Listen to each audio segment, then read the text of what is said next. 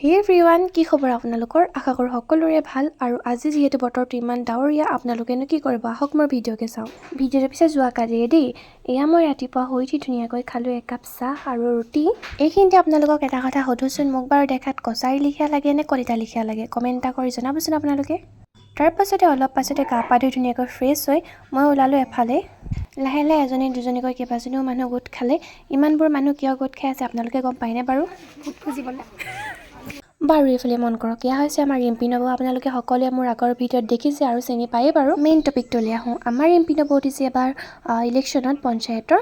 তেখেতক যাতে আপোনালোকে যিসকল বগাগাঁৱৰবাসী ৰাইজে মোৰ ভিডিঅ' চাই আছে, তেওঁলোকে যাতে দুখিলা পাতৰ চিনত ভোটটো দি ৰিম্পী নবৌক জয়যুক্ত কৰে, তাকেই আশা কৰিলোঁ। আৰু সেয়েহে আমি ওলালোঁ গাঁৱৰে দুঘৰমান মানুহত গোহাৰি দিবলৈ। সকলো বোৱাৰী আৰু তাৰ মাজতে অলি আৰু মই। আশা কৰোঁ আপোনালোকে আমাৰ ৰিম্পী নবৌক ভোটটো দি জিকাব। আৰু আজিলৈ আহিছোঁ, বাই বাই।